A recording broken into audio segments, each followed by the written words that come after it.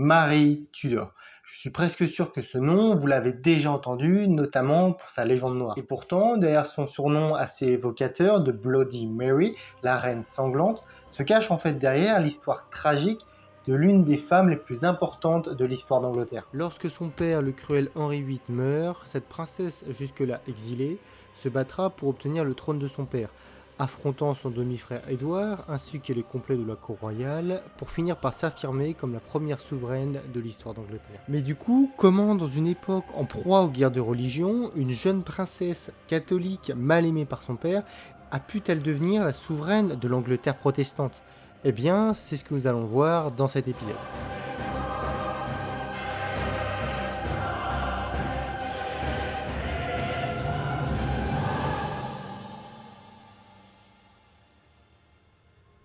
L'histoire de Marie commença par son père, le célèbre roi Henri VIII.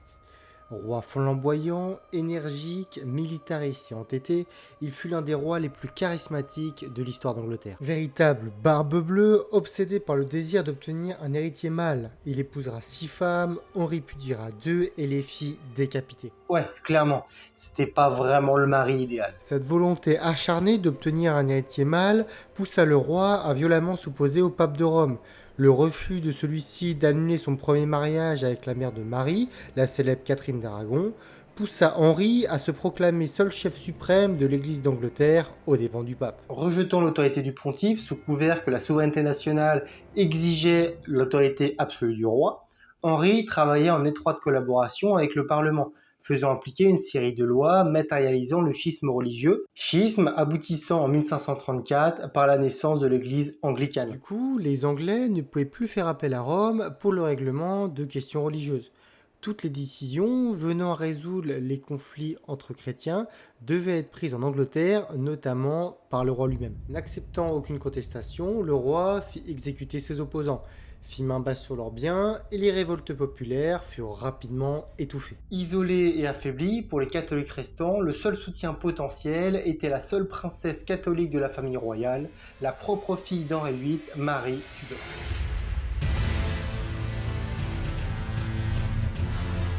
Marie est née le 18 février 1516 au palais de Placentia, dans le quartier londonien de Greenwich. Elle est donc la fille du roi Henri VIII et de sa première épouse Catherine d'Aragon, et est la seule enfant du couple royal à avoir survécu jusqu'à l'âge adulte. Cette naissance était un véritable soulagement pour le couple royal. 2 des grossesses de la reine s'étaient malheureusement terminées par des fausses couches, tandis que les 2 fils qu'elle avait mis au monde, tous 2 appelés Henri, moururent dans les semaines qui suivirent leur naissance. Extrêmement intelligente, la petite princesse est capable de jouer du clavecin à une délégation française dès l'âge de 4 ans. Alors que d'autres au même âge galéraient à apprendre à lire, Marie, elle était capable de jouer parfaitement de la musique devant les cours royales européennes. Sa mère Catherine l'éduqua selon la rigueur espagnole. Dès 9 ans, Marie savait lire et écrire en latin. Elle étudia le français, l'espagnol, la musique, la danse et peut-être même le grec. Extrêmement pieuse, Marie avait adopté les principes de la religion catholique, chère à sa mère. Son père, le roi, l'adorait, et il ira même jusqu'à se vanter auprès de l'ambassadeur vénitien Sébastien Giustiniani qu'elle ne pleurait jamais. Malgré toute son affection pour Marie, Henri VIII était profondément mécontent par le fait qu'il n'avait pas de fils. Plus le temps passait, plus il devenait clair que le couple royal n'aurait pas d'autre enfant et qu'Henri VIII n'aurait pas d'héritier mâle légitime. En 1525, Marie est nommée princesse de Galles par son père et tient avec sa mère une cour au château de Lunelot. Mais ce titre est dans les faits plus symbolique que réel et va finir par isoler la mère et la fille loin de la cour royale et des manœuvres de Henri. Cherchant à tout prix à divorcer afin d'obtenir cet héritier mâle légitime et prêt véritablement à toutes les bassesses, le roi invoqua la relation incestueuse qui l'unirait à Catherine. Celle-ci avait en effet épousé en première noces Arthur, le frère aîné d'Henri VIII, avant le décès de celui-ci. Mais le pape, rejetant l'argument du roi et lui interdisant de divorcer, Henri entra alors dans une colère noire. Épousant Albolène en 1533, ce fut ce geste qui provoqua la rupture évoquée plus tôt, et qui mena à la fondation de l'Église d'Angleterre et la rupture avec l'Église de Rome. Désormais libéré de ses contraintes de mariage avec Catherine d'Aragon, Henri multiplia les allégations d'inceste, faisant de Marie une enfant illégitime. Décidément, Henri VIII n'était ni le père ni le mari de l'année. Pire affront, la nouvelle reine enfanta une fille, la future Élisabeth Ier, privant ainsi Marie de son titre de princesse, la contraignant à se comporter comme une simple dame d'honneur de sa jeune sœur.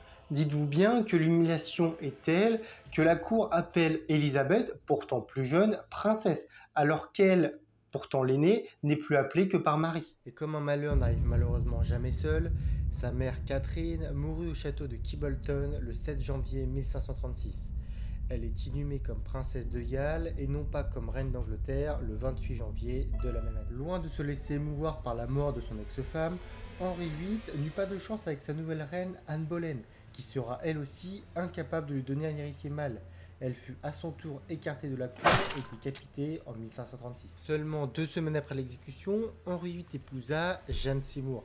Marie et elle nouèrent rapidement un lien, et Jeanne s'efforça de réconcilier le père et sa fille. Or, comble de la malchance, Jeanne mourut à son tour en 1537 en accouchant d'un fils prénommé Édouard. Et ce fut en 1543 qu'Henri VIII épousa sa 6e et dernière épouse, Catherine Parr, qui, elle, parvint à réconcilier la famille. Le roi réintégra ses filles dans l'ordre de succession, mais elles se trouvaient désormais après Édouard. Henri VIII mourut en 1547 et ce fut son fils Charles qui lui succéda. Marie, quant à elle, choisit de s'isoler et se rendit très rarement à la cour de son frère. Des tensions religieuses apparurent rapidement entre Marie et son demi-frère. Édouard choisissant de maintenir l'église anglicane comme religion d'État et Marie refusant d'abandonner le catholicisme.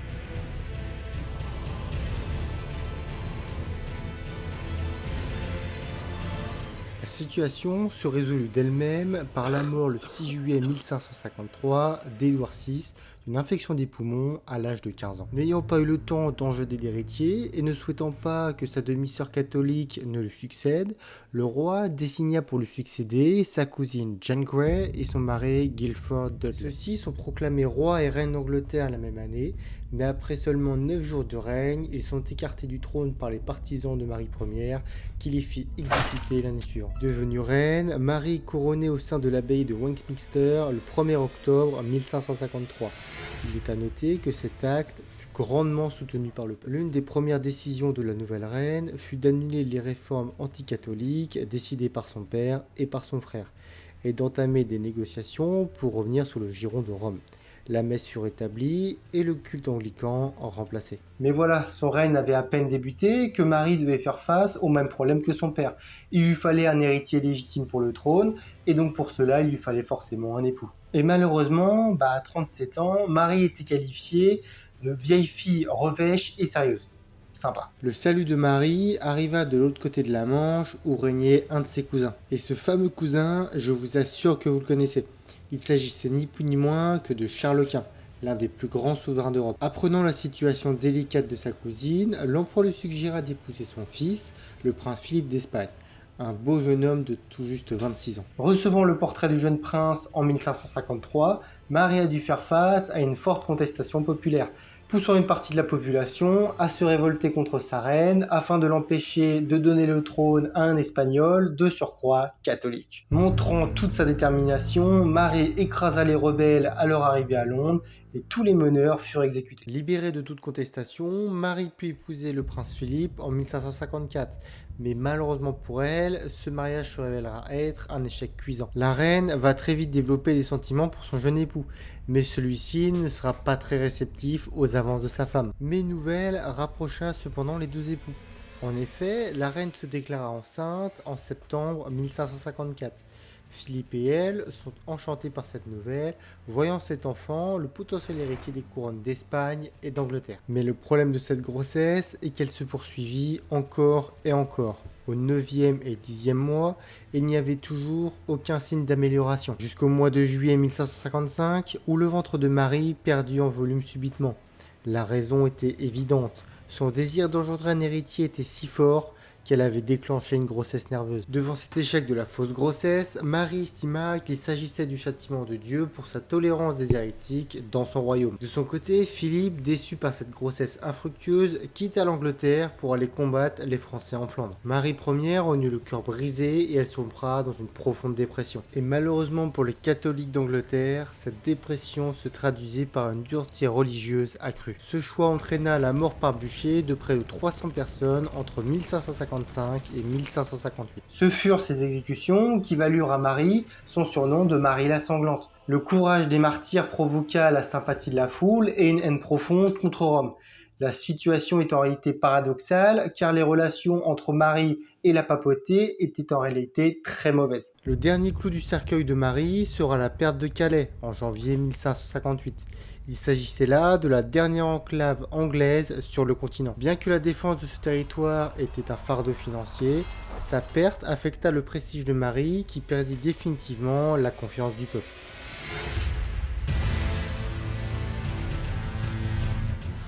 Marie tomba malade en mai 1558 et mourut le 17 novembre à l'âge de 42 ans au palais de Saint James durant une épidémie de grippe. N'ayant pu engendrer d'héritier, elle transmettra à sa jeune sœur Élisabeth les joyaux de la couronne, la désignant désormais comme la nouvelle reine. Malgré un court règne de 5 ans, Marie a laissé à la postérité un souvenir ensanglanté et sombre. Ouais, brûler 300 personnes, ça fait rarement bien sur un CV. Mais il ne faut pas oublier qu'à cette époque de grand schisme religieux, tous les pays d'Europe pratiquaient le bûcher. Tenez, pour vous dire, l'Inquisition espagnole, c'est plus de 2000 personnes en seulement 14 ans. De plus, de telles exécutions étaient assez rares en dehors de Londres et n'étaient utilisées qu'en dernier recours. La stratégie mise en place par Marie étant de faire tout d'abord abjurer les hérétiques et de montrer l'exemple aux spectateurs, plutôt que d'en faire des martyrs. La réputation sanglante de Marie en tant que brûleuse impitoyable d'hérétiques se construisit fortement sur l'intérêt exagéré d'ouvrages tels que le livre des martyrs de Fox, un livre illustré protestant de 1553 au sujet des personnes mortes sous le règne de Marie, un ouvrage dont le but premier était de dénoncer l'intolérance catholique. Son mariage avec un prince espagnol aura aussi probablement contribué à exacerber la haine contre cette reine jugée trop proche des catholiques. Même si le règne de Marie fut finalement impopulaire et inefficace d'un point de vue religieux, les réformes fiscales et l'expansion navale coloniale qui furent par la suite célébrées comme des accomplissements de l'ère élisabéthaine avaient en fait été initiées par Marie sous l'impulsion de Philippe. Fait assez surprenant, la surpuissante Royal Navy qui fera la renommée de l'Angleterre quelques années plus tard, a en fait été initiée par cette reine mal aimée et son mari espagnol. On lui doit également la loi mettant la monarchie féminine sur le même pied d'égalité que la monarchie masculine, posant la base de certains des plus grands règnes de l'histoire d'Angleterre. Ce statut de femme a dû également beaucoup lui nuire. Femme de caractère, elle s'opposa à son père, à son frère et à son époux, montrant qu'elle avait les mêmes capacités qu'eux pour gouverner. La seule réponse qu'elle ne put trouver est la question de l'héritier. Obsédée comme son père par ce besoin, elle y sacrifiera sa santé et finira par laisser sa couronne à sa sœur Élisabeth, qui, apprenant des erreurs de Marie, choisira de rester vierge et célibataire toute sa vie. Merci beaucoup d'avoir regardé cette vidéo. Vous pouvez penser au like, aux commentaires, à vous abonner. Et moi, je vous dis à la prochaine pour de futures vidéos.